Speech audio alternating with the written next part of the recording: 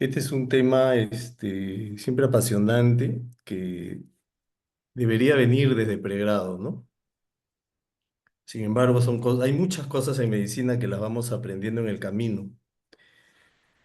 Dentro de los principios fundamentales de la medicina, aparte de la medicina integral, está pues justamente la medicina centrada en el paciente, o sea, ver al paciente no como una enfermedad, sino como un enfermo con historia propia. Por tanto, no existen dos enfermos iguales. Y no solamente es la historia del paciente, sino es la historia con todo su entorno, ¿no? O sea, un paciente es parte y el todo a la vez. Eh, Se pensaba que este concepto de medicina centrada en el paciente solamente era para el internista o para el geriatra, y dentro de ese mundo, bueno, más para los adultos mayores, ¿no? Lo cual es un craso error. La medicina centrada en el paciente tiene que ser para todas las especialidades, y sea niño, sea adulto joven o sea adulto mayor. Por eso, en esta oportunidad, tengo el gusto de presentar al doctor Eduardo Penny Montenegro, o Luis Eduardo Penny Montenegro.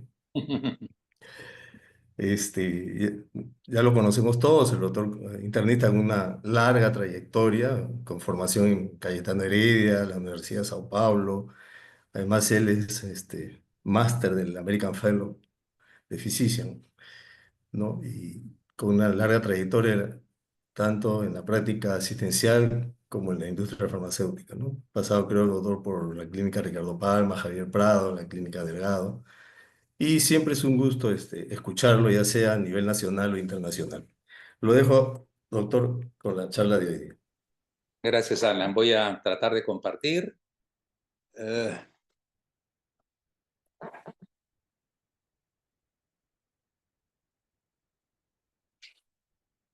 Creo que ahí está bien. A ver. ¿Ok? ¿Está Perfecto. bien? Sí, Sí, doctor, Perfecto. está bien. Bueno, Adelante.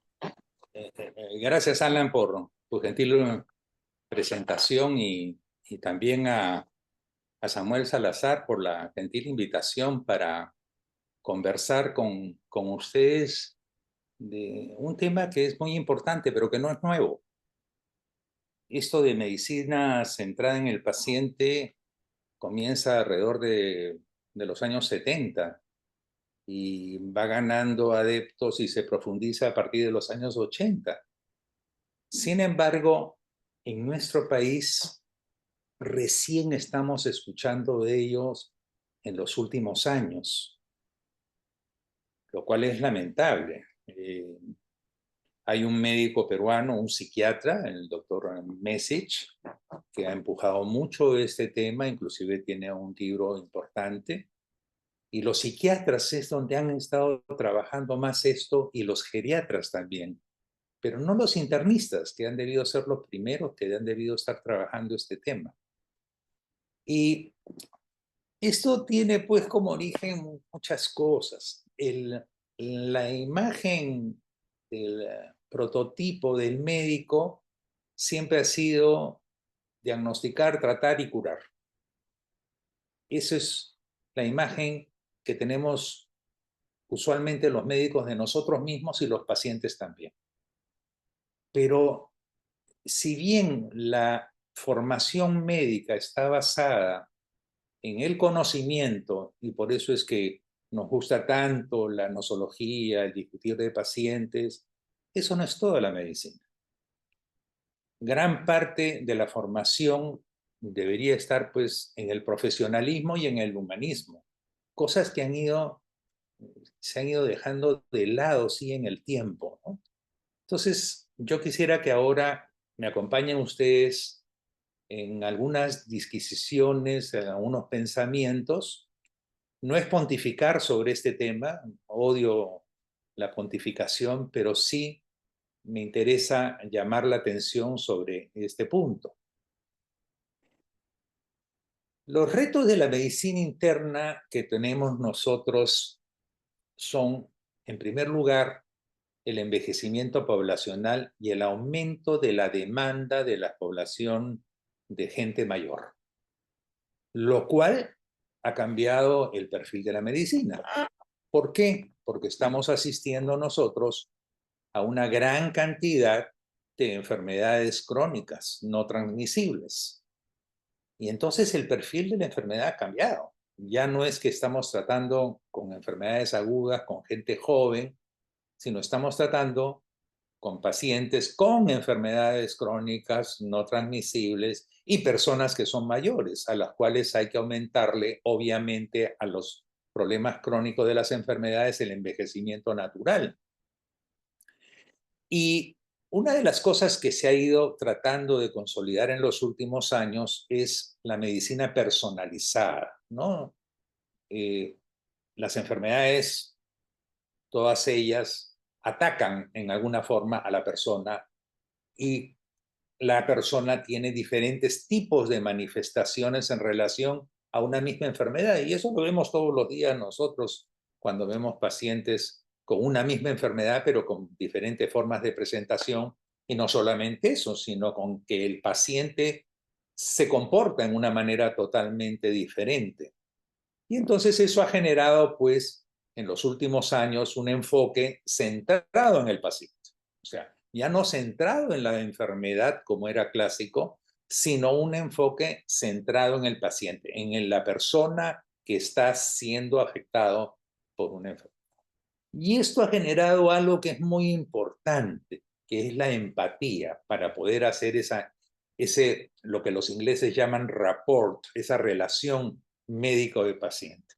A nosotros nos ha llamado mucho la atención siempre cómo a veces médicos que no son, digamos, gente muy bien preparada o con mucho conocimiento, veían a muchísimos pacientes, tenían un éxito. ¿Y cuál era la cosa, la diferencia con otros médicos que eran muy capaces? Simplemente la empatía.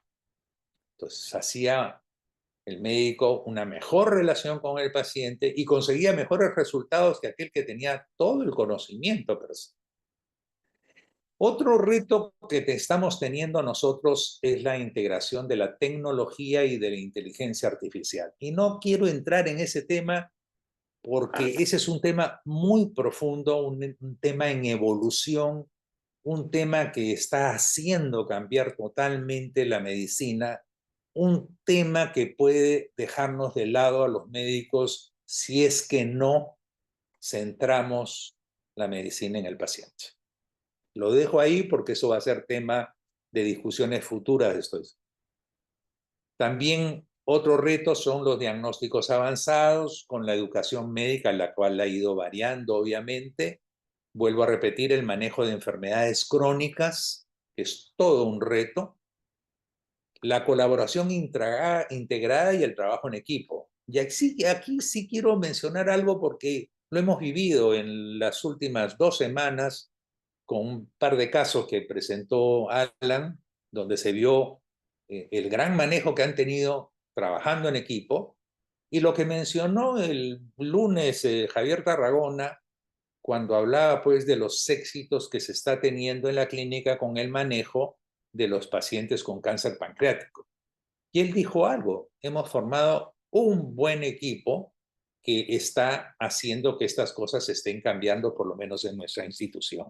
O sea, no son cosas teóricas, son cosas que estamos viendo en la práctica que están dando resultados. Otra cosa importante que nunca se le dio mayor énfasis es la salud mental en la persona. Ahora nosotros sabemos que los aspectos de ansiedad, de depresión, los aspectos cognitivos son sumamente importantes en el manejo del paciente. Antes no le dábamos bola, entre comillas, pero ahora sí sabemos que esto tiene que ver. Pero otras cosas que no tampoco le habíamos dado suficiente énfasis es al compromiso comunitario que tiene nuestra profesión. Y asociado a esto, los determinantes sociales de salud. Estaba leyendo un artículo hace pocos días cómo las enfermedades cardiovasculares tienen una diferente evolución dependiendo de los determinantes sociales de salud. Marchan peor en gente pobre.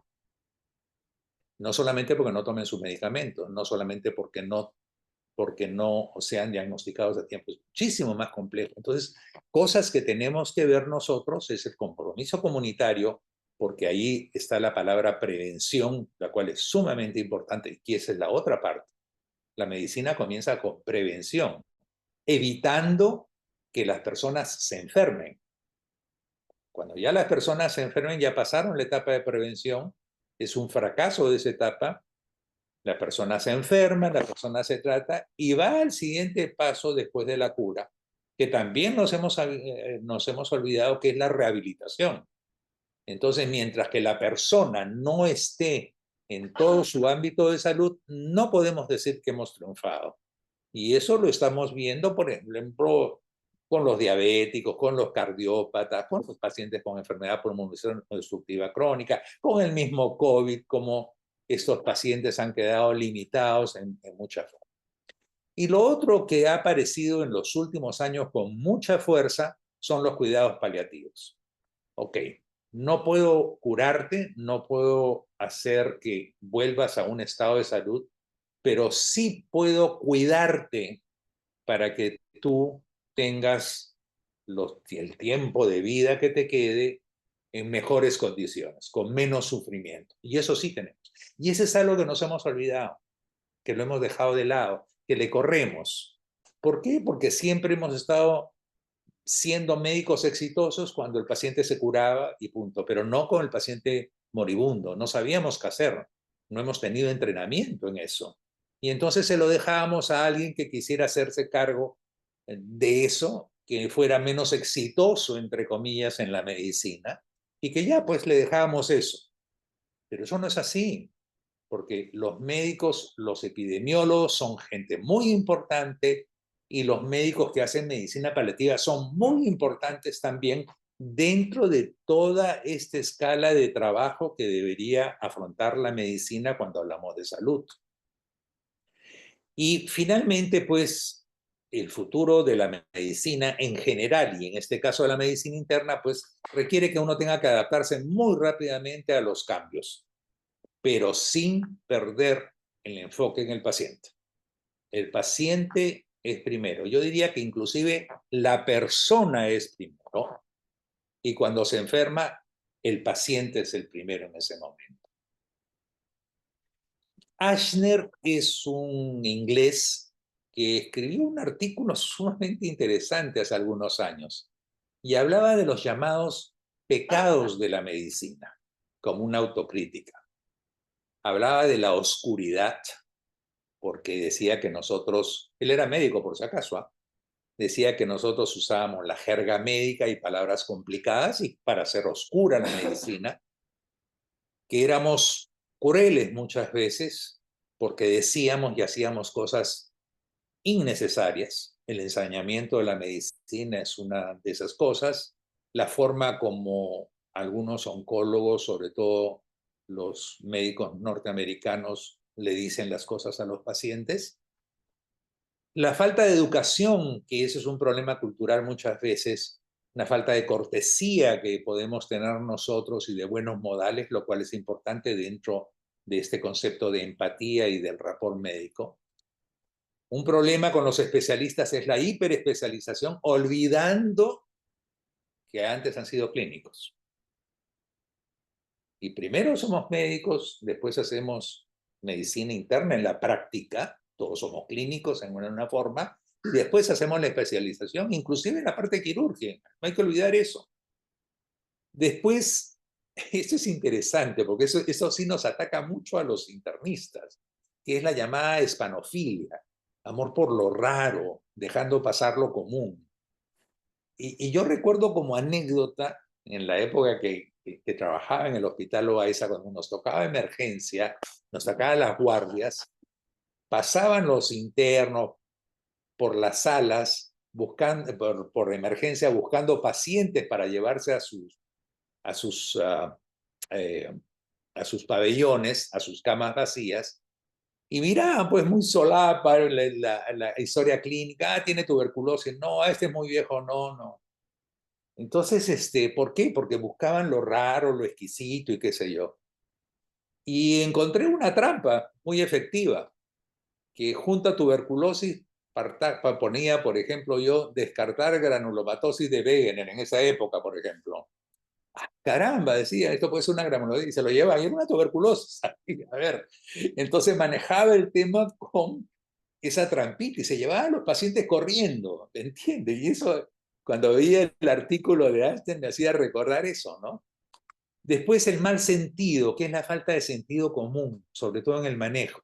Hay cosas que son obvias, que son cuestiones de sentido común y que no la hacemos. Y la vemos nosotros cuando revisamos los casos clínicos de la clínica, ¿no? Inclusive hay a veces en algunos casos, no es común, no es realmente muy frecuente, pero sí a veces hay una falta de sentido común para algunas cosas. El otro gran problema que estamos teniendo con el modernismo es la pereza, que son las fallas en la historia clínica. No nos sentamos a hacer una nueva historia clínica, seguimos la historia clínica que ha hecho el interno, el residente, que por falta de experiencia o por sobretrabajo, por lo que fuera, no la hace bien. Pero nosotros somos los que tenemos la responsabilidad, nosotros somos los que vamos a hacer el diagnóstico. Entonces, es importante que no hayan fallas en la historia clínica, porque si hay fallas en la historia clínica, la información que vamos a procesar es faltante o es falsa. Y la otra cosa es que aceptamos todo lo que nos dicen sin analizarlo. Y eso es importante. Y yo siempre digo que hay algo que nosotros los clínicos, en general los médicos, deberíamos manejar permanentemente, que es la llamada duda metódica.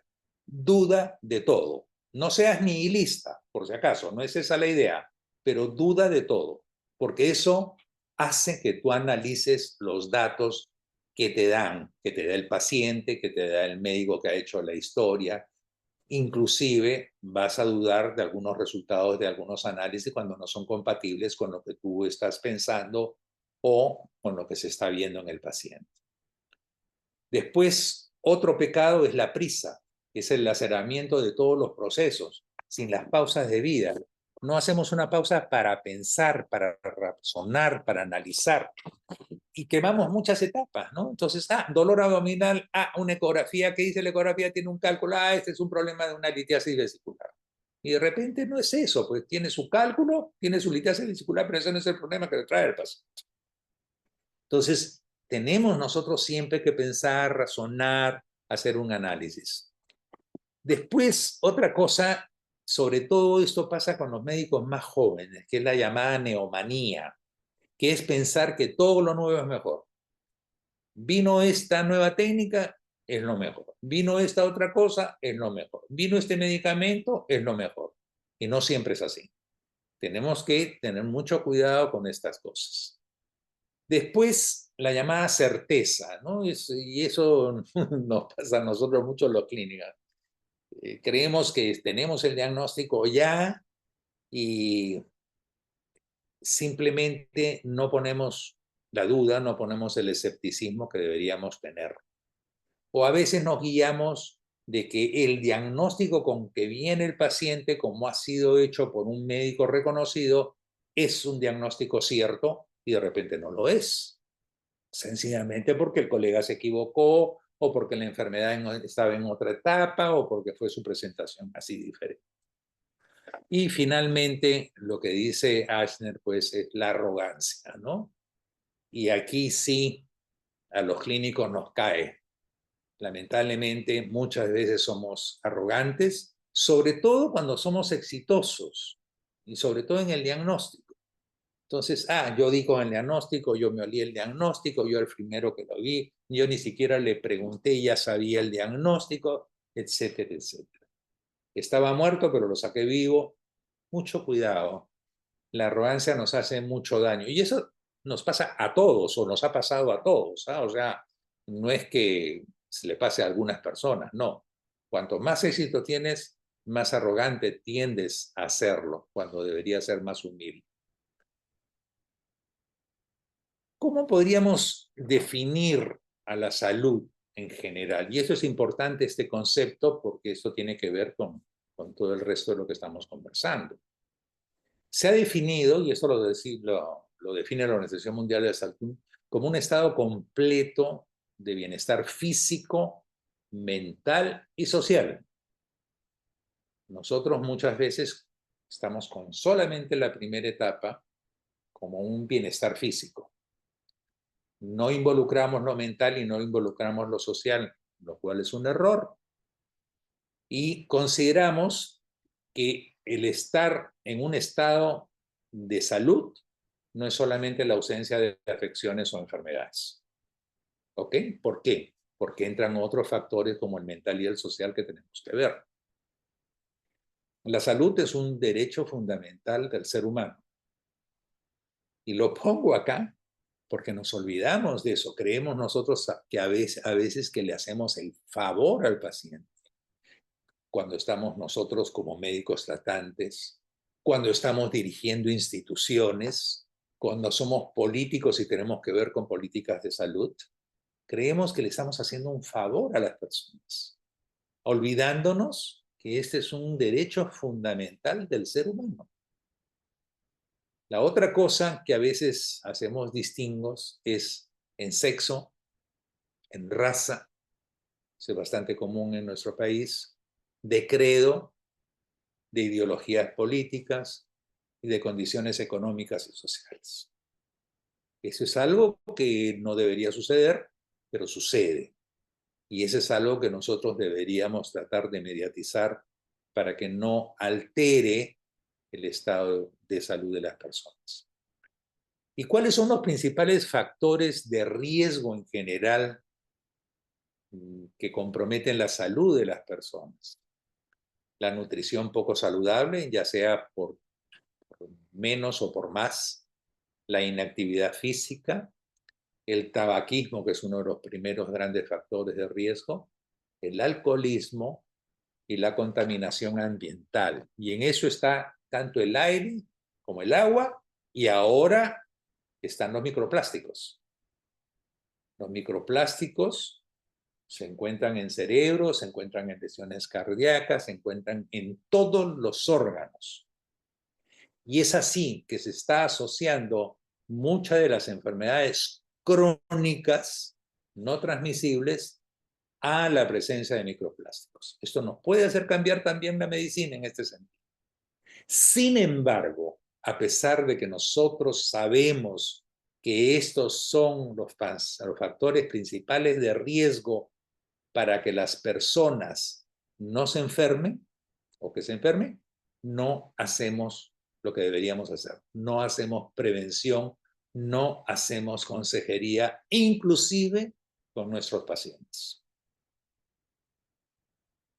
La persona como sujeto de la medicina está considerada en este caso al enfermo como aquella persona que padece una enfermedad, catalogada como pérdida de la salud. Los pacientes son los que reciben o van a recibir atención médica. Ojo, están enfermos cuando debido a un deterioro funcional, ya sea celular, social, espiritual, no pueden perseguir sus metas y objetivos. La persona busca al médico para solucionar su problema de salud y no para mantenerlo saludable. Y los médicos no hacemos nada para mantenerlo saludable en lugar de que se enferme. Entonces es un ida y vuelta, pero la responsabilidad final no es de la persona, es de nosotros, porque nosotros somos los encargados de la salud de las personas. Y la enfermedad pues, puede manifestar como dolencia cuando hay síntomas y trastornos funcionales, como padecimiento por las manifestaciones subjetivas que tiene la persona, el paciente en este caso, como afección por el proceso patológico al que se atribuyen los trastornos del paciente. Es cierto que en una enfermedad aguda existe más apoyo que en las crónicas. ¿Por qué? Porque simplemente, usualmente la enfermedad aguda es más impresionante, es menos complicada en su presentación, aunque sí puede ser complicada en su evolución, y es más fácilmente curable. Uno tiene una neumonía, le diagnostica, le da el antibiótico y se cura la neumonía y la persona puede regresar a ser lo que era antes.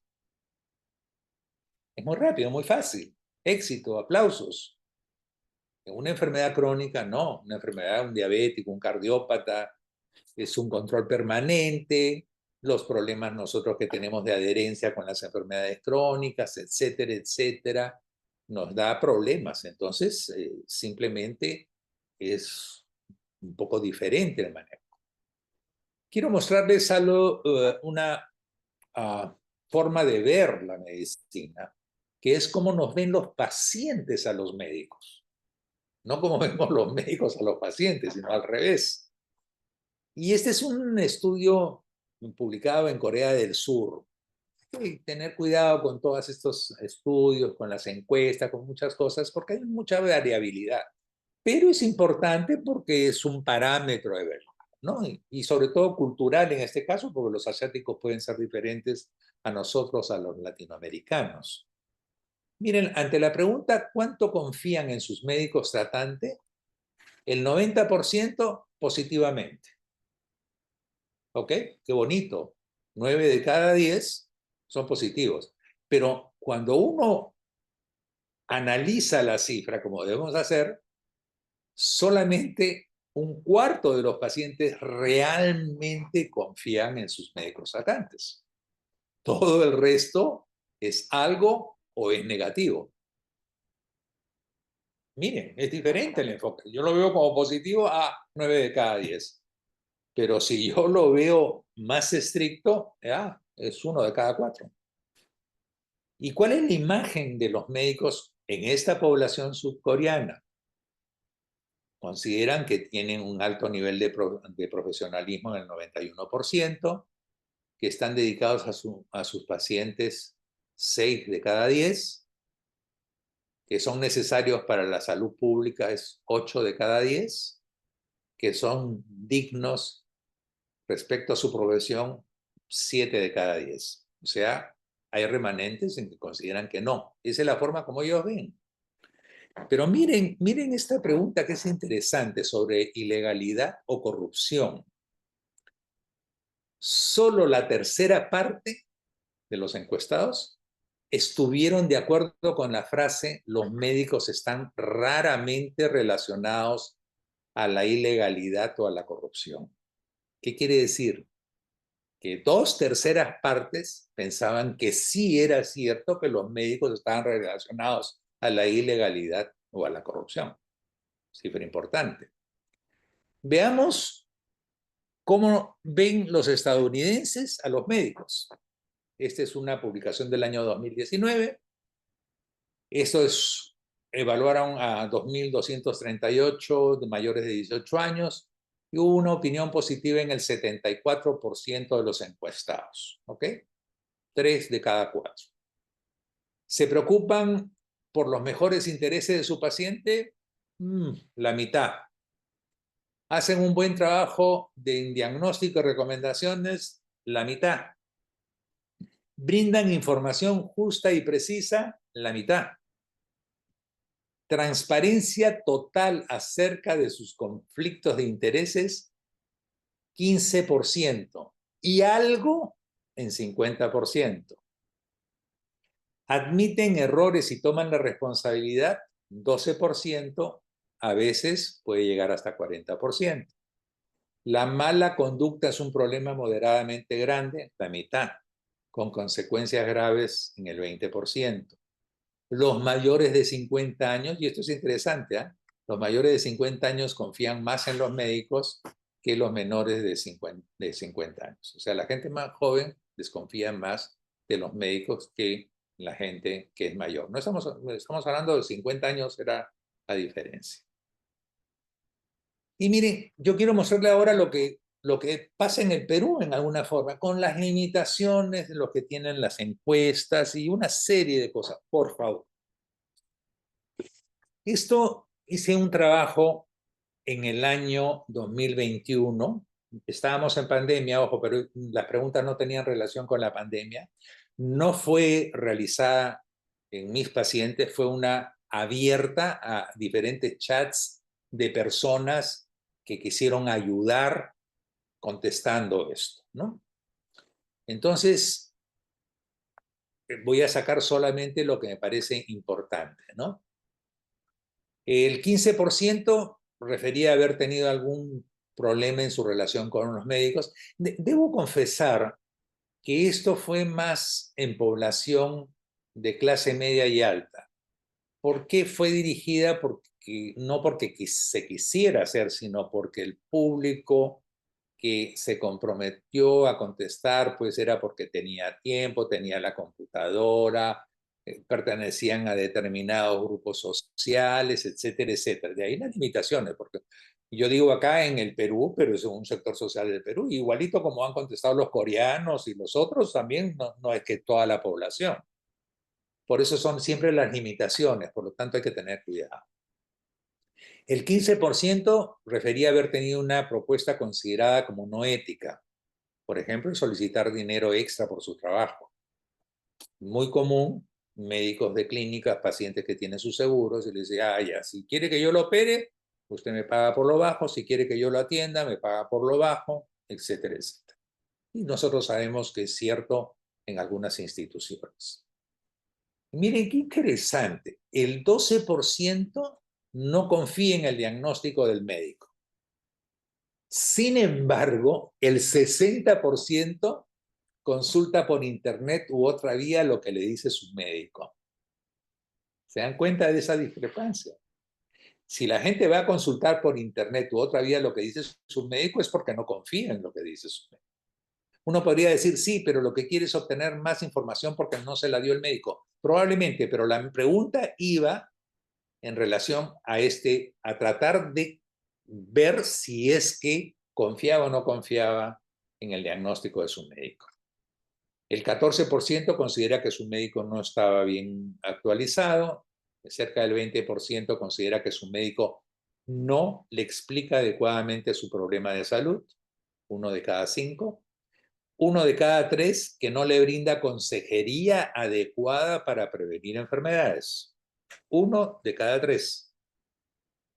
El 57% considera bueno el comportamiento de los médicos, mientras que el 40% considera que es regular y solamente el 3% como malo. No.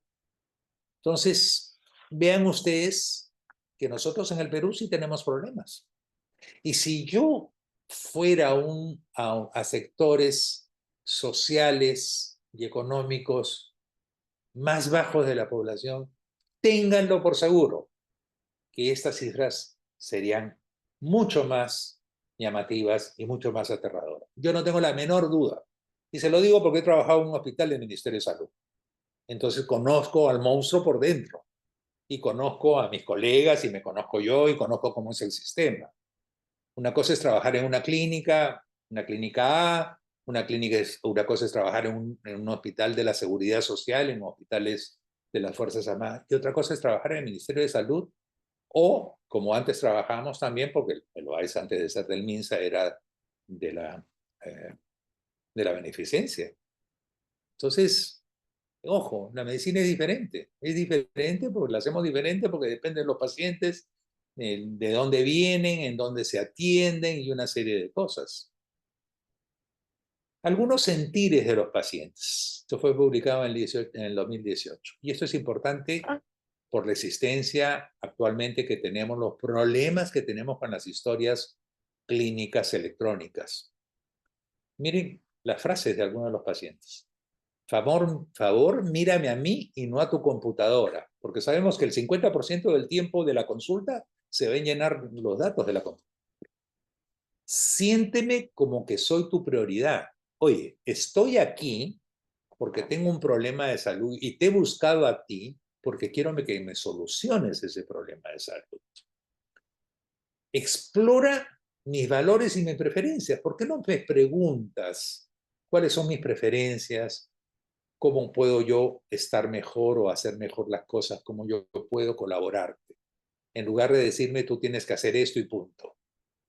Ayúdame a entender los pros y los contra de las cosas que me estás planteando.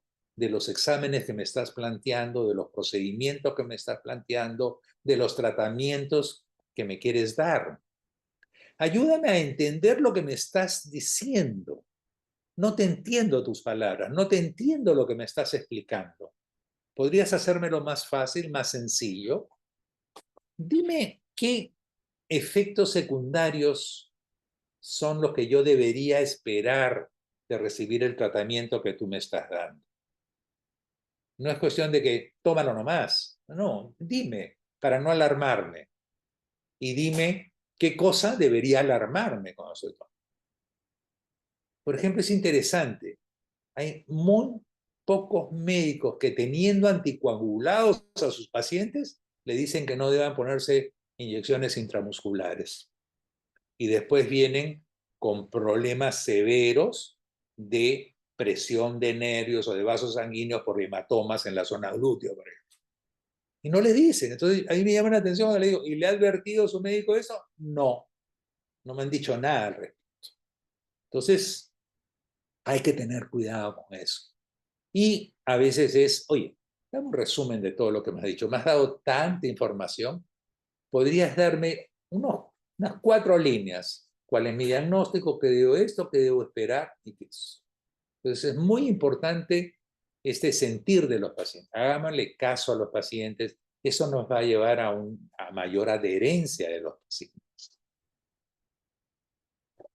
El concepto de medicina centrada en el paciente y centrada en la persona, como les digo, es centrada en las dos formas. En la persona, cuando no está enfermo, porque tenemos que hacer prevención, y en el paciente, cuando el paciente está enfermo, pero es la misma persona. Entonces, esto, como les dije, se comenzó a hablarse mucho en los 70s, que fueron los psiquiatras y los geriatras los que comenzaron con ese tema, y presentando pues un cambio de paradigma, ¿no? Diagnóstico y manejo de los pacientes a los valores, necesidades y preferencias y deseos de estos. ¿Cuántos de ustedes, háganse una autocrítica, le dicen cuál es la preferencia o el deseo del paciente frente a lo que van a hacer ustedes? Hagamos esa pregunta y contestémonosla interiormente con la verdad. La provisión del cuidado con calidad de la salud incorpora al médico como guía y soportado por la evidencia, ¿no es cierto? O sea, nosotros cuidamos, pero con la verdad, con la medicina probada, con guías aceptadas, obviamente. La toma de decisiones compartida es un proceso importante a tomar conjuntamente con los pacientes y a veces con sus familiares. ¿Por qué? Porque incentivamos la participación activa en el cuidado de salud. Los pacientes y sus familiares deben ser adecuadamente informados y educados sobre la enfermedad. Nos quejamos que el paciente va a Internet a buscar información y que le hace más caso a Internet en información, pero eso se debe a que muchísimas veces nosotros no le damos una información adecuada, resumida, transparente y fácil de entender. Entonces, y eso tiene que ver mucho con lo que llamamos alfabetización sanitaria, o sea, educación de cosas básicas a los pacientes para poder entender todo lo que significa su proceso de salud. La discusión debe realizarse en forma muy cuidadosa, escuchando al paciente, es algo que no lo hacemos nosotros, nos gusta hablar, pero no escuchar, con información continua en la evolución de la enfermedad, diciéndole que va mejorando o que va empeorando o que están apareciendo algunas cosas preocupantes o que hay alternativas de tratamientos que inicialmente no estaban o que vamos a agregar determinados fármacos, pero que también se pueden presentar algunos problemas derivados de estas combinaciones. Entonces, la evolución es dinámica, sobre todo en el manejo de las enfermedades crónicas. Y miren, este tema pues es muy antiguo. Hipócrates decía, practicar la medicina es no llevar otro propósito que el bien y la salud de los enfermos. Erasmo de Rotterdam, que es príncipe de los humanistas, más vale prevenir que curar. Samuel Hahnemann, que es el verdadero creador de la frase no hay enfermedades sino enfermos. ¿Ah? Todo el mundo habla del español, habla de Osler, pero no. Este homeópata ya a finales del siglo XVII ya hablaba y sí tenían unos conceptos importantes, ¿no? Porque hablaba de un diferente comportamiento que puede tener una misma enfermedad en diversas personas, y eso lo sabemos nosotros. No todas las tuberculosis, no todas las infecciones urinarias, no todas las pancreatitis, no todas las neumonías son diferentes. Pueden ser el mismo agente causal en el caso de enfermedades infecciosas, pero pueden ser diferentes. Y aquí lo que uno tiene que rescatar es el humanismo. El humanismo es no olvidar al ser humano que está padeciendo el proceso de alteración de su salud.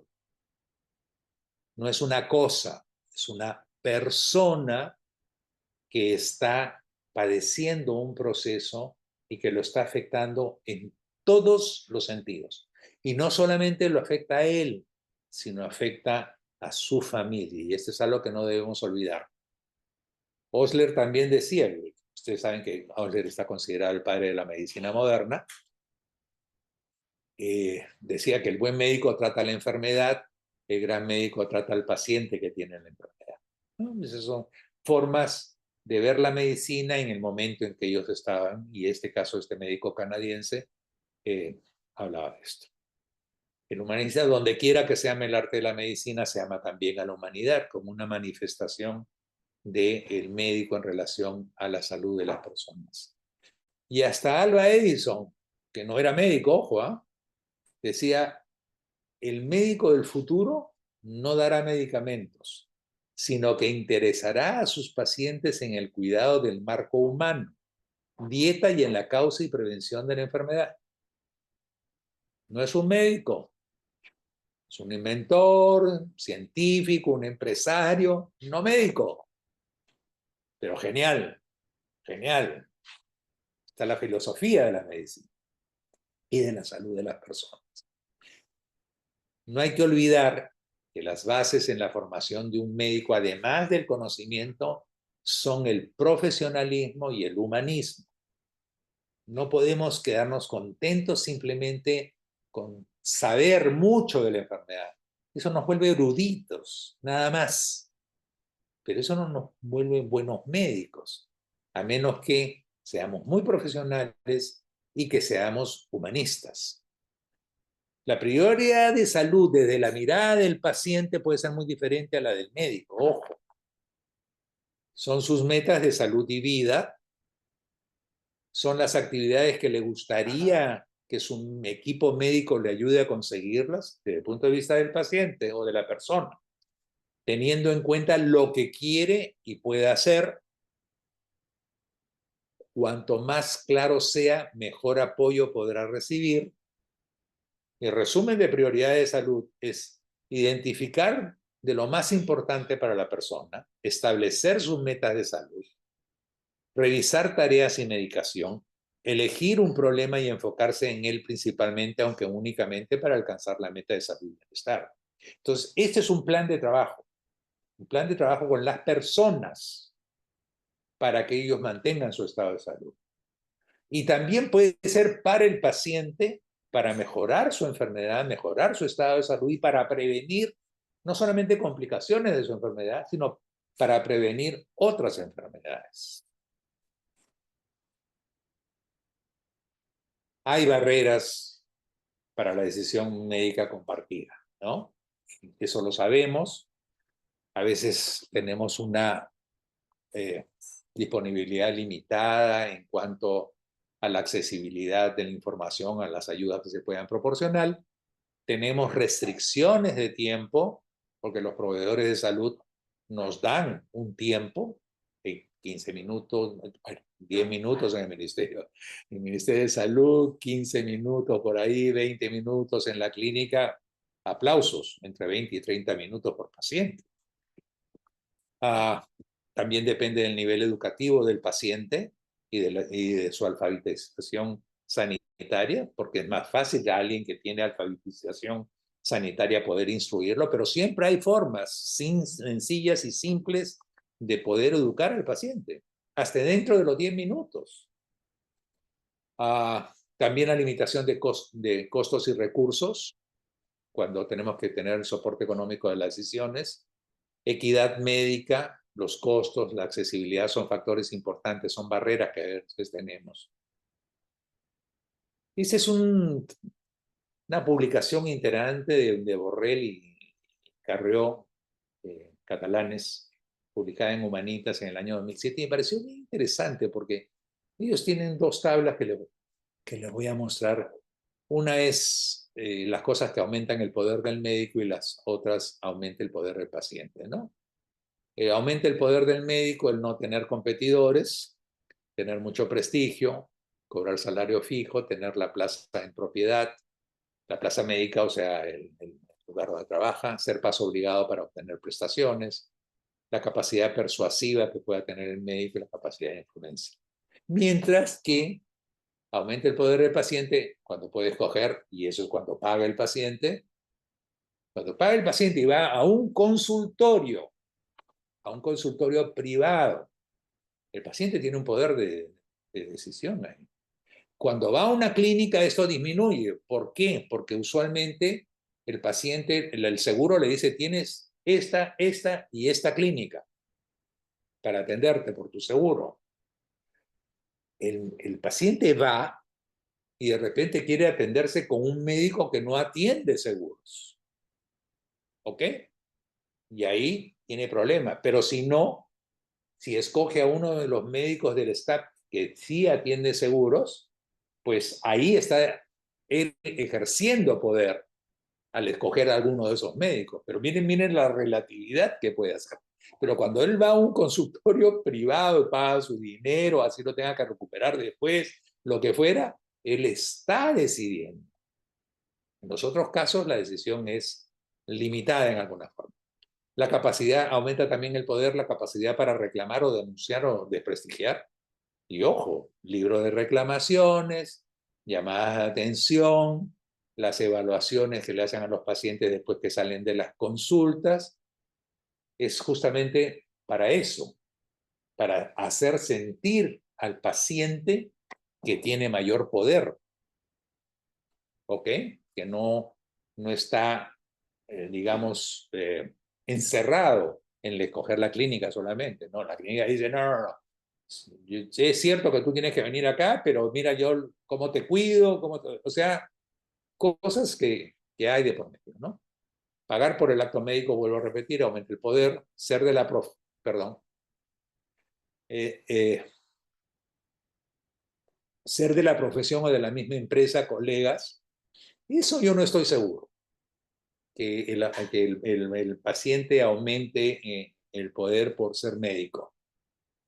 Es cierto que hay muchos colegas que tienen mucho cuidado, mucho respeto, son muy cuidadosos con un colega o con un trabajador de la misma empresa. Por ejemplo, en una clínica con una enfermera, con un personal administrativo, con un auxiliar, con el personal de limpieza, inclusive. Es válido parcialmente, pero también hay médicos. Vaya uno de ustedes a un hospital de la Seguridad Social, que no se sienta afectado nadie de la Seguridad Social, pero es la verdad. Primero, desde que el ascensorista te para y dice, no, usted no soy, pero soy médico y todo el doctor que me dio familia, no, usted no sube, no pasa. Y no pasas. Y vas, cuando logras pasar, te acercas a una enfermera, le dices, bueno, soy el doctor fulano de tal, y quisiera ver a mi familiar o quisiera conversar con el médico. La enfermera va y a veces se ve, pues, que el médico agarra y mira por la puerta. No, dile que no estoy, dile que estoy ocupado. Bueno, lo vemos, lo sabemos. O sea, no nos vamos, entre gitanos no nos vamos a engañar, no nos vamos a leer la mano. Clase socioeconómica alta puede aumentar el poder del paciente y el rol social dominante que pueda tenerlo. También las diferencias entre los valores oficiales y los valores reales en las instituciones o empresas dependientes de un servicio nacional, ¿no? O sea, el valor oficial, el paciente es una persona, ¿no? Lo que estamos hablando. Pero sin embargo, el paciente es un objeto en la práctica. Trato cordial o amistoso. Nosotros, como institución, propiciamos el trato cordial amistoso. Sin embargo, el comportamiento institucional es diferente. Hay un miedo a crear dependencia de que el paciente lo esté buscando después a uno. La frialdad técnica en el trato. Sí, señora, ya le informé ya. Hasta luego. Accesibilidad, favorecer el diálogo con favor, como un valor oficial que dicen las instituciones, pero sin embargo crean barreras. No atender por teléfono fuera de horas, o lo que les decía simplemente, la posibilidad del ascensorista, pues que no lo deja entrar a uno, o el guachimán, o qué sé yo, ¿no? Y otro valor que se habla mucho es la solidaridad de equipo, la generosidad que puedan tener, ¿no? Pero esto en las instituciones no siempre es eso. Hay egoísmo, trabajar con lo justo, no me digan que no, yo trabajo por lo que me pagan y me pagan esto y yo no voy a mover un dedo más. La típica de que uno ha formado su cola, llega a la ventanilla y se la cierran la ventanilla en la cara en el ministerio. Me voy, es hora de almorzar. Oiga, pero faltan 2 minutos. No, ya cerró. Y esto pasa en las instituciones, pasa, sobre todo en las instituciones relacionadas al Estado, donde no se le puede llamar la atención al personal, donde no se le puede cambiar, no se le puede sacar, no se le puede votar. En las clínicas no, porque en las clínicas en alguna forma te dicen, mire doctor, usted está incumpliendo con normas básicas de cortesía, de esto y de lo otro. Primer aviso. Segundo aviso, doctorcito, mire, ya le hemos avisado. Tercer aviso, ya no lo hay, ¿no? Simplemente te quitaron todo. Quiero que vean ustedes algunas pequeñas, grandes diferencias, como la llamo yo, en la relación médico-paciente. ¿Qué diferente puede ser que el médico le diga al paciente qué molestias o síntomas tiene, a que le diga buenos días, señor o señora, ¿en qué puedo ayudarlo o ayudarla?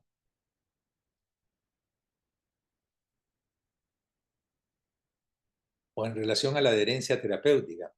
Tómese una tableta diaria en forma permanente. Que decirle, es muy importante que tome una tableta diaria en forma permanente, así podremos controlar su enfermedad y evitaremos complicaciones innecesarias. Eso nos va a generar más adherencia. No tiene que ser esas palabras, simplemente estoy poniendo ejemplos simples, por favor. O cuando damos malas noticias, hemos evaluado su caso y llegamos al diagnóstico que tiene un cáncer generalizado, que no tiene tratamiento y lo vamos a pasar a paliativos. Versus, no tenemos buenas noticias, hemos detectado que tiene un tumor cancerígeno que se ha expandido y si bien no se tiene una cura para ello, haremos todo lo posible para que enfrentemos este problema con las menores molestias posibles y que se sienta usted lo mejor posible. Bastante diferente, bastante diferente. Y eso es lo que le falta a muchos médicos, la empatía. La empatía no paga, teóricamente. 5 objetivos en la mejora de los sistemas de salud de las personas, pacientes y profesionales. Esto ha sido publicado por Carretero en la revista Clínica Española. Mejorar la salud poblacional. Ese es un objetivo de la medicina. La salud poblacional. Mejorar la experiencia de los que ya están enfermos, o sea, de los pacientes. Mejorar también la experiencia de los profesionales de la salud. Porque no es que todo es paciente, no. El personal de salud, cuando estamos hablando de personal de salud, no solamente hablamos de médicos, hablamos de enfermeras, hablamos de técnicos, hablamos de todo, inclusive hablamos nosotros de auxiliares y todo, tienen que tener la mejor experiencia posible, la mejor vivencia posible, el mejor estado de cuidado. Pero si no nos lo dan, eso no quiere decir de que nosotros no lo debemos tener con las otras personas. incrementar la igualdad y la calidad del sistema no debería haber deterioro determinante de inequidad en salud. No deberían existir. Vuelvo a repetir, la salud es un derecho. Y incrementar la eficiencia del sistema. Siempre los sistemas tienen que hacerse cada día mejor.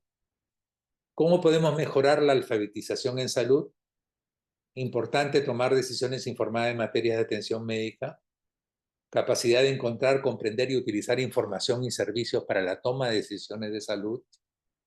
Los bajos niveles de alfabetización de salud puede conducir a malos resultados, ya que hay uso inadecuado de medicamentos, una menor aceptación a medidas de prevención, tanto con las vacunas como con los exámenes de prevención, aumento de la ansiedad y la depresión, aumento de la mortalidad. Por eso es importante que eduquemos a la población nosotros. Y somos los médicos, no los únicos, porque esto debería pasar también por las escuelas desde que el niño tiene contacto, inclusive con la familia. Bueno, pero lo que nos toca a nosotros tenemos que hacer alfabetización. Asociación también, la falta de alfabetización con tabaquismo, como no saben muchas veces lo que le va a producir de daño, el abuso de sustancias tóxicas como drogas, como alcohol, el estilo sedentario, el sobrepeso y obesidad. Y ahora con el tema de los microcristales deberíamos estar diciéndole a la población, ¿sabe qué? No tomes las gaseosas en envases plásticos, evítalos. ¿Por qué? Porque eso desprende unos cristalitos pequeñitos que se meten en tu sangre y después se van a tu cerebro, a tu corazón y eso te hace. Muy simple. ¿Cuántos nos hemos demorado? 15 segundos. ¿Cómo se mejora? Con un lenguaje sencillo, con recursos visuales muchas veces, porque eso no se olvida, con instrucciones claras, todo adecuado culturalmente, crear planes de atención individualizados, los pastilleros, por ejemplo, las indicaciones en carteles. En geriatría nosotros tenemos la costumbre de hacer que usen ellos sus pastilleros con los días de la semana o hacerle los cartoncitos donde tome esto en la mañana, tome esto en la tarde, tome esto en la noche. Es importante los días de la semana. ¿Por qué? Porque se olvidan, pues, ¿no? Entonces hay que ayudarlos. Hay que tener en cuenta la accesibilidad y manejo de medios de apoyo por parte del paciente. Hay pacientes que uno le puede decir, lea esto en internet para ampliar su conocimiento de esta enfermedad. Le recomiendo que lea este artículo ya habiendo pasado. Ustedes saben que las clínicas, la clínica Mayo, qué sé yo, diferentes clínicas en Estados Unidos tienen información para el paciente y es información real, verdadera, y está en idioma inglés y en idioma español. Entonces uno puede aconsejarles de que entre eso si uno no tiene el tiempo y si la persona tiene un acceso a internet. Bueno, y hay que capacitarse pues médicamente permanentemente. Y quiero terminar esto con las recomendaciones del American College of Physicians en relación al final de la vida, etapa importantísima del ser humano. Conversación con pacientes con enfermedades crónicas, informar al paciente, escuchar sus deseos y preocupaciones. No todo puede o debe hacerse en un mismo momento. Considerar consultas adicionales para tratar estos temas. Importante trabajar en equipo. Alivio de síntomas, soporte familiar, planeamiento, espiritualidad. Inclusión de familiares y amigos, si el paciente lo desea, obviamente. Comprometer a los familiares en la agenda de planeamiento. Puede comprometerse en aliviar los síntomas finales, tener activo el tema en las oportunidades que se presenten, conocer los recursos, considerar apoyo a la familia posteriormente al fallecimiento. Que muchas veces el paciente fallece y rompemos todo lazo con los familiares, a pesar de que le hemos visto años al paciente y a la esposa y a diferentes, ¿no? Yo siempre digo esto, que la razón de ser de la medicina es mantener la salud de las personas y de la comunidad en general. Eso es lo que yo repito continuamente. Y somos los internistas que tenemos la capacidad de comprender al paciente en forma global. Prevención, diagnóstico, tratamiento y rehabilitación. Ese es nuestro contexto. En realidad no es solamente el internista, es de todos los médicos que son importantes. Muchas gracias por la paciencia de haberme escuchado. Esta es una conferencia que ya hace un año ha pedido de la Sociedad Argentina. Y esta vez pues, quiero decirles yo que la verdad es que no puedo enseñarles nada a nadie de ustedes, pero sí puedo hacerlos pensar. Y ese ha sido el origen de esta charla. Muchas gracias a todos. ¿Ah? Ok, muchas gracias, doctor, por su brillante, realmente, exposición de un tema que nos compete a todos, ¿no? Mientras usted mencionaba algunos dichos de algunos personajes antiguos, yo recordaba Hipócrates, 400 años antes de Cristo, o sea, estamos hablando más de 2400 años, tenía un aforismo que decía, es mucho más importante conocer qué persona tiene la enfermedad a saber qué enfermedad tiene a la persona. Eh, O sea, no es nada absolutamente nuevo. Lo que pasa es que a lo largo de la historia se ha ido olvidando y como el médico llegó a un punto donde era, digamos, un profesional de altísimo nivel y usted bien puso ahí lo que era la soberbia. Entonces, si el médico le decía al paciente 2 más 2 es 5, el paciente calladito tenía que aceptar. No había, pues, el principio que el paciente también es el principal protagonista, ¿no? Del interactuar médico-paciente. Entonces, no, simplemente no nos importaba la opinión del paciente ni su entorno, ¿no? Y también quiero recordar a esta frase eh, del MINSA, ¿no? Que dice, personas que atienden personas. Eso lo creó Fernando Carbone, ¿ya?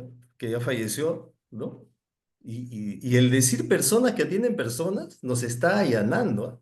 Ojo, nos está allanando. O sea que el médico es una persona, pero que tiene a otra persona que es del mismo nivel, ¿no? Y que nos está pidiendo ayuda. Entonces, a mí me parece que este tema debe ser siempre eh, vigente para todos y que de todas maneras debería estar desde pregrado y ser una constante en todas las conferencias, en todos los cursos y congresos, ¿no? Porque, ¿de qué vale tener tanta nosología, tantas ciencias? Y pues no, pues nosotros creíamos al inicio, muchos pensaron que con el advenimiento de las guías clínicas ya todo estaba solucionado. Para nada. Una guía clínica pone a todos los pacientes al mismo nivel y simplemente es un apoyo, ¿no? Para ciertas cosas, pero no era que con esa guía clínica yo tenía que tratar a todos los pacientes por igual.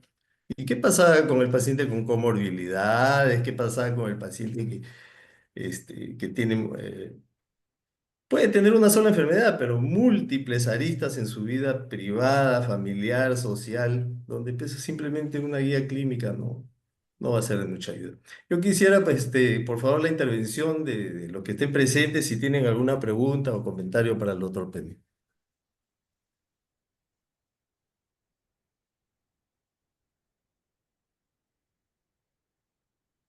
Hay una cosa que quisiera comentar, ¿no? O sea, una de las cosas que, como ustedes saben, yo soy profesor de Cayetano Heredia. Una de las cosas que me gustaba preguntarle a mis alumnos que entraban a clínica es, oye, ¿por qué has escogido medicina? Y la respuesta usual era porque quiero curar a la gente. Y probablemente es la misma respuesta que todos hemos tenido ante esa pregunta en ese momento dado, ¿ah? Porque ese es el perfil del médico que se vende. El de una persona que te diagnostique, que te trate, te cura. Y quiero retroceder un poco más. Yo recuerdo, y no sé, de repente les ha sucedido a ustedes lo mismo, pero los cursos en la universidad, ojo que yo, mi pregrado soy de San Marcos, soy San Fernandino, y mi posgrado soy de Cayetano y la Universidad de São Paulo, qué sé yo. Pero el, la gente, o sea, el curso que menos uno quería era el curso de epidemiología. Si podías escaparte, te escapabas. Y veíamos a los profesores de epidemiología, que tenían que ver con prevención y todo eso, como médicos fracasados. Esa es la verdad. Y lo mismo ha pasado con los médicos que hacían fisioterapia y rehabilitación. Poco eso. Ellos han logrado rescatar todo eso, los de epidemiología, porque se han metido a instituciones como la Organización Mundial de la Salud, han dado pautas generales, y los de rehabilitación por el conocimiento técnico, las máquinas, todo eso que han mejorado. Pero yo recuerdo en la época que eran unos, nadie le daba bola, eran médicos fracasados, ese era el concepto. Y era igual como cuando se hablaba de los geriatras. Ahí veo que está Lucho Varela entre los presentes. A los geriatras, ¿quiénes eran? Ah, esos médicos que trabajan, como han fracasado en su profesión como médicos, se han ido pues a trabajar ahí con los viejitos, a los asilos, típico. Y el concepto pues, de geriatría cambió totalmente, ¿no? Tanto así que los pacientes ya no se van a ver a partir de los de 60, 65 años, sino van a tener que terminar viéndose a los 40 o 50, así que los internistas no logran manejar las enfermedades crónicas, no logran prevenirlas y no logran dejar pasar de que las personas se deterioren. Porque la gente que llega en etapa de sus 65 años, llegan con muchas enfermedades crónicas que han podido ser prevenidas o tratadas adecuadamente. ¿Por quiénes? Por los médicos generales y por nosotros los internistas. Pero los tenemos deteriorados. Esos de demencia vascular los manejamos mal, pues son hipertensos. Les voy a dar un dato, que es interesante. Una de las cosas que conversaba con mis amigos los argentinos, el gobierno argentino hizo una publicación, que por ahí la tengo, una publicación en una revista sobre hipertensión arterial. Entonces hablaba de cuántos pacientes o qué porcentaje de pacientes se les tomaba la presión arterial cuando llegaban al hospital. Siendo hipertensos. El 60% de los pacientes hipertensos que llegaban a consultorios de medicina no se les tomaba la presión arterial. Para felicidad de los cardiólogos, les decía, ya ven, y el 40% de los cardiólogos que veían a pacientes hipertensos no le tomaban la presión arterial. No, miento, no era 40, era 30%. Estoy levantando falso testimonio.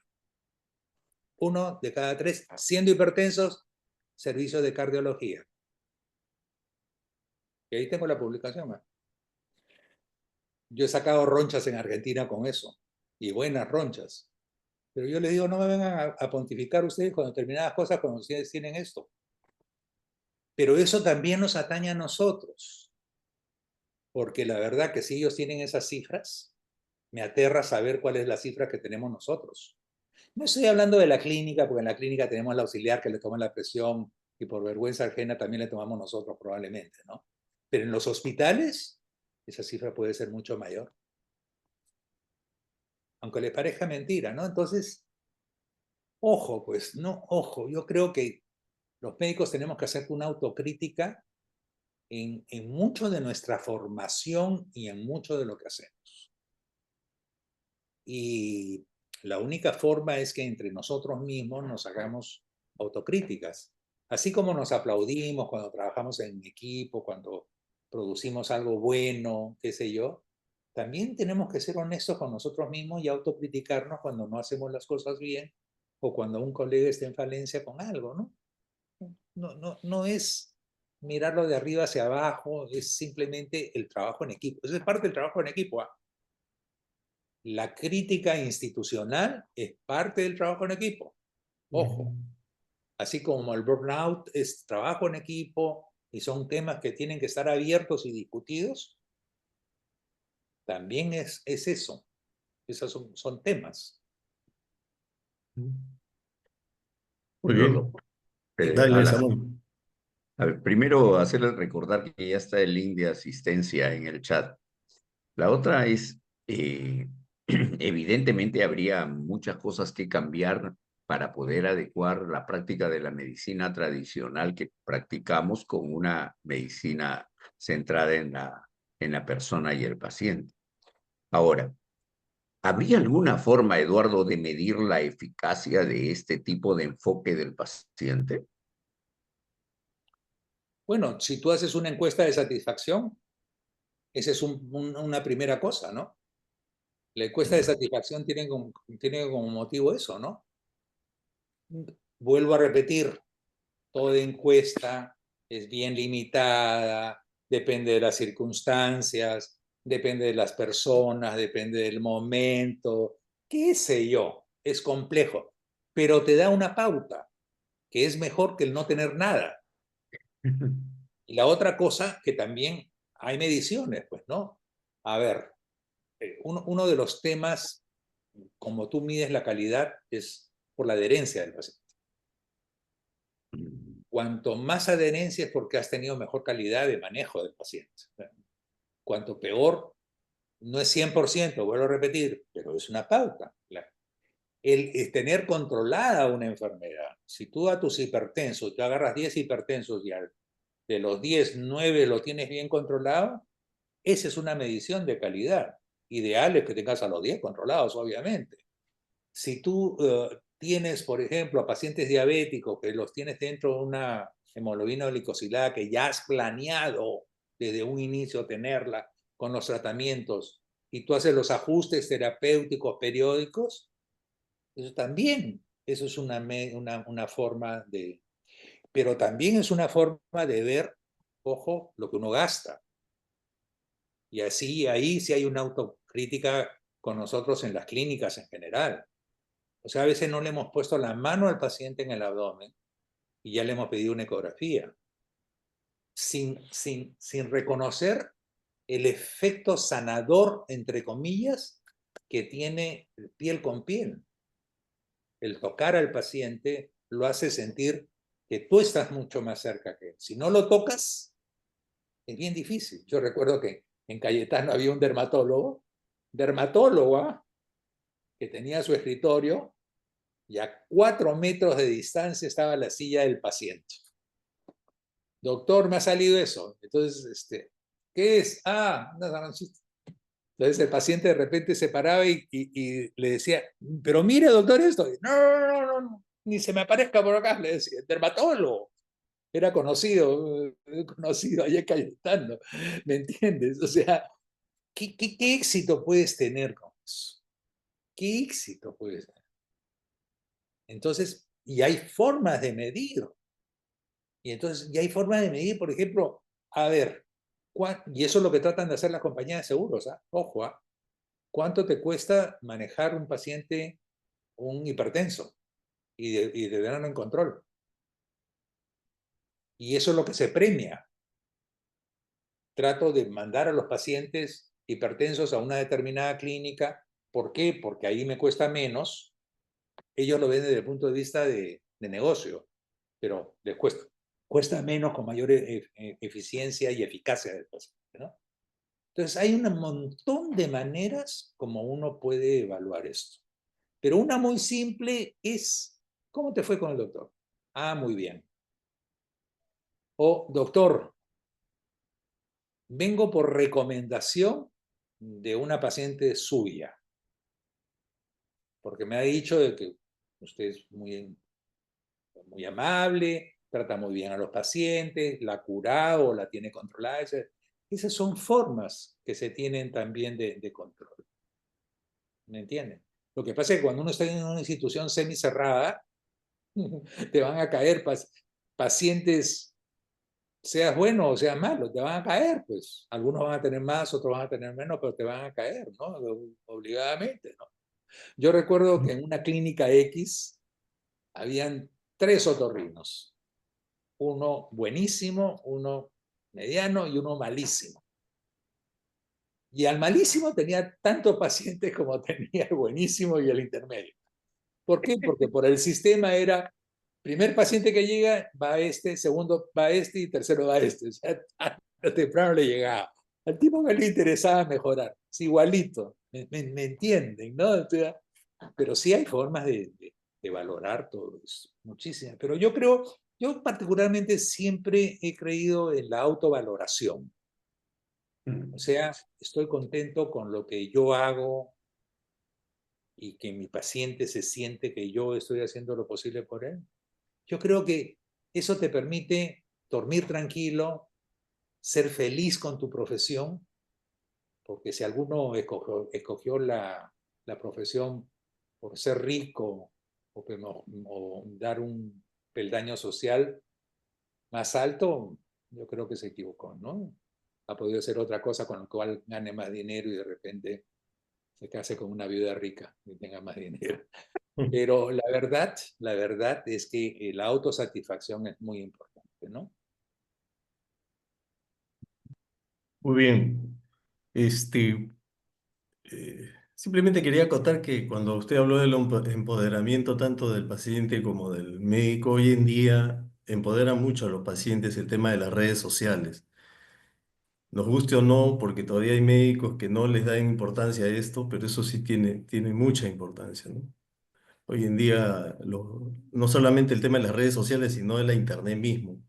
El paciente ya no a veces no se la cree lo que el médico le dice y comienza a buscar, a mal buscar, o aprende también a hacer búsquedas o pregunta a otros médicos y también utiliza mucho las redes sociales en este tema, ¿no?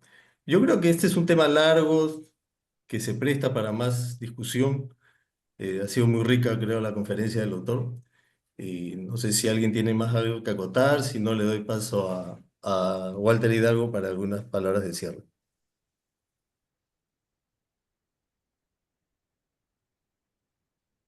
Hola Alan, hola Eduardo. Con ¿Qué pena que he tal? estado viendo un paciente acá y ya no me dio tiempo de entrar.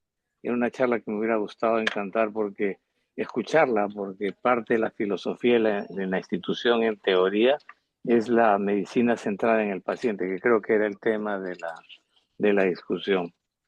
Y yo cogí la última parte de lo que estaban ustedes conversando y es el tema de la influencia de las redes sociales en el manejo de los pacientes. Me parece que ese punto es solo un tema de una charla y una discusión. Lo que implica el manejo de las redes, lo que implica la confiabilidad de la información, lo que implica el hecho de que el médico empiece a ser una vedette y no ser un proveedor de salud.